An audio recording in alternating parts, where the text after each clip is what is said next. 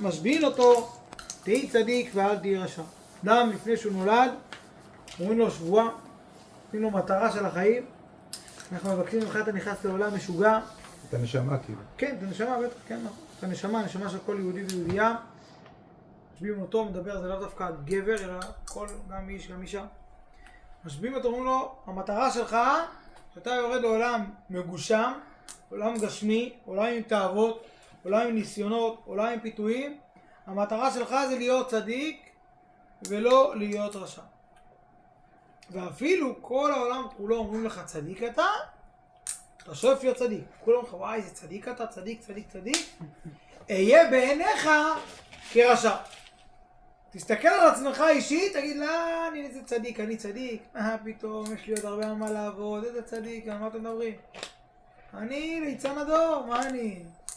מבלבל את המוח. אהיה בעיניך כרשע. עד לפה זה ציטוט מהמשנה במסכת נידה.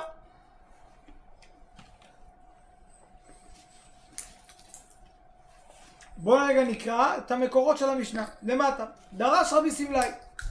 למה הוולד דומה במעי אמו? הוולד שהוא נמצא בבטן האמא, למה הוא דומה?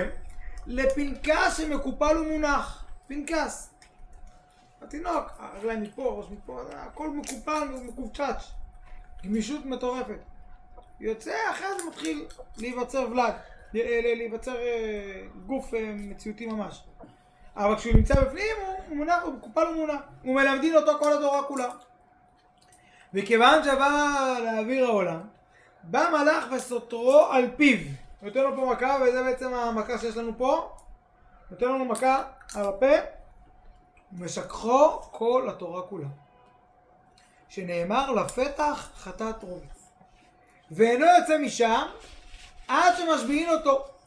שנאמר כי לי תכרע כל ברך תשבע כל לשון. נקי כפיים ובר לבב ושלא נשא אלא שב נפשי ולא נשבע למרמה. ומהי השבועה שמשביעים אותו? מה השבועה?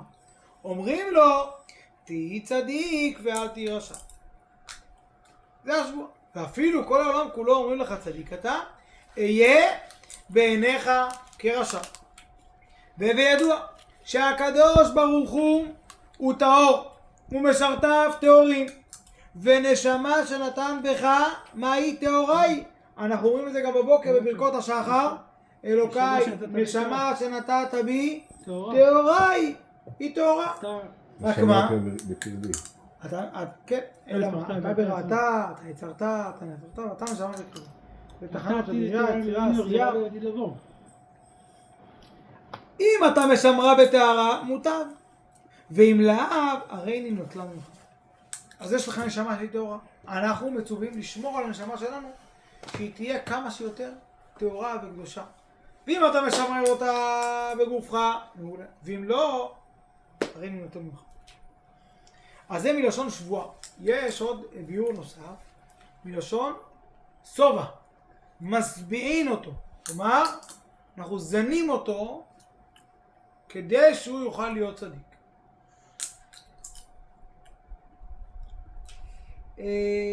אוקיי, ממשיך אדמו"ר הזקן ואומר, וצריך להבין.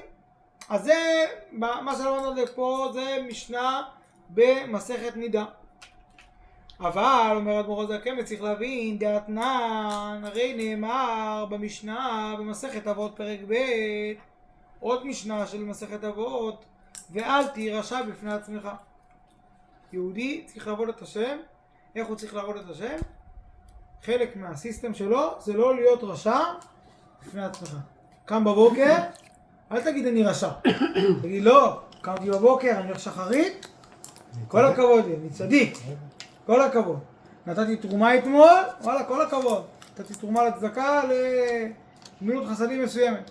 כל הכבוד. תגיד לעצמך, שאתה צדיק, עשית מעשה טוב. כלומר, אל תגיד איזה ליצן אני, איזה רשע אני. אבל מקודם מה אמרנו? אפילו כל העולם כולו אומרים לך צדיק אתה, אהיה בעיניך כרשע. אז מצד אחד כתוב, אהיה בעיניך כרשע. מצד שני אנחנו אומרים, ואל תהי רשע בפני עצמך. אז תחליט, כשאני קם בבוקר, אני אחדיר לעצמי שאני צדיק, או יחדיר לעצמי שאני רשע. שאחרים יגידו לך שאתה צדיק. כן, אבל... אם כולם אומרים לך צדיק, מה אתה אומר לעצמך? הם מבלבלים את המוח, הם לא מבינים כלום. איזה יצר הרע יש לי. או, מה ראיתי אתמול, מה ראיתי שלשום, מה ראיתי מחר. זה מה אני צריך להגיד לעצמי. אני רשע, אני ליצן גדול אני.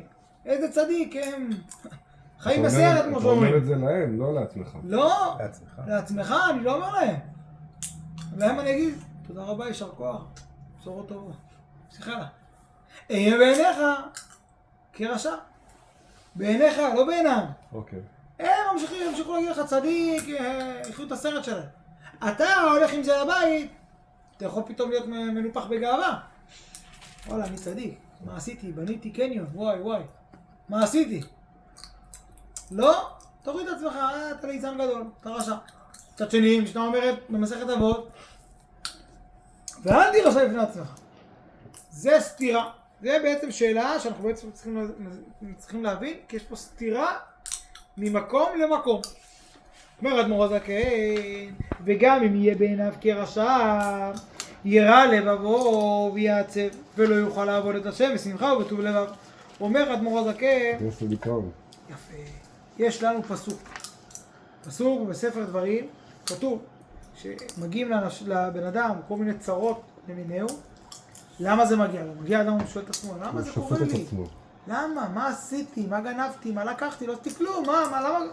אומרת התורה, תחת אשר לא עבדת את השם אלוקיך בשמחה ובטוב לבב מרוב כל. לא עבדת את הקדוש ברוך הוא בשמחה, לא מגיע לך בלגן. תעבוד את הקדוש ברוך הוא בשמחה, לא יהיה לך בלגן, הכל יהיה בסדר. זה שאתה לא שמח, זה מקור לכל הברדק שנופל עליך. אז צריך להיות בשמחה. אומר אדמו"ר הזקן, רגע, בוא ננסה להבין שנייה בשכל, מבחינת היגיון. אם אני אחדיר לעצמי שאני רשע ואני ליצן, ואני יכול יותר, ולא מספיק הלימוד שאני לומד, ואני יכול יותר, לא כפול 2, אלא כפול 10, ומה שאני לומד זה בכלל אחוז קטנצ'יק, אחוז, 0.0 לא יודע מה אחוזים, אז אני אקום מחר בבוקר, ואני אגיד לעצמי, איזה ליצן אני. ואז אני ארצה, יגידו לי, תשמע, נו, תעלה חזן. וזהו, אני אעלה חזן. אני הליצן הגדול בחבורה, אני אעלה חזן, מי אני ומה אני? ואז אומרים לך, טוב, תגיד איזה דבר תורה, אני אגיד דבר תורה, מה אני, איזה דבר תורה? מה אני ולדבר תורה? אני, מילא תגיד אני הייתי איזה רב גדול, אבל מה אני שום דבר. אז מה קורה? זה מחדיר לבן אדם עצמו, עצבות. הוא מגיע להניח תפילין, הוא אומר, זה טכני, מגלגל. עניין טכני. כי לא מגיע לו. בקרירות, כי צריך, טוב, כי הרב התקשר אליי, אמר לי, תבוא שחרית, ואני מגיע, יאללה, בסדר, הרב אמר. לא לבאס את הרב, נבוא. הוא לא עושה את זה מתוך שמחה. הוא לא קם עם חשק, עם חיות, עם רצון טוב, עם כיף. הכל מבואס אצלו, הכל בבאסה. אין לו חשק.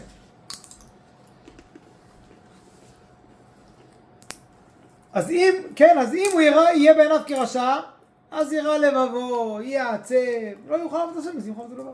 ואם לא ירא, כלומר אם הוא יהיה בעיניו כרשע, וזה לא מזיז לו, זה לא משפיע עליו שום דבר, ואם לא ירא לבבו כלל מזה, יכול לבוא לידי קלות חס ושלום. פתאום הוא יכול להתפקר, לפרוק עול, אבל לגמרי. פתאום בבום, בבת אחת, כאילו... להיות רשע באמת. בדיוק, אבל זה לא רק רשע, זה להיות רשע ואדיש.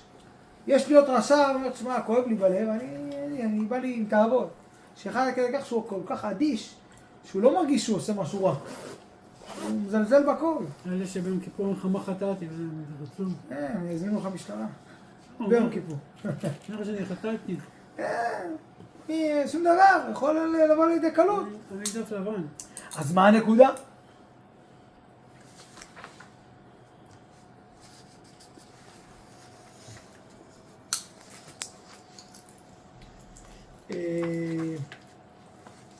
אנחנו נעצור פה.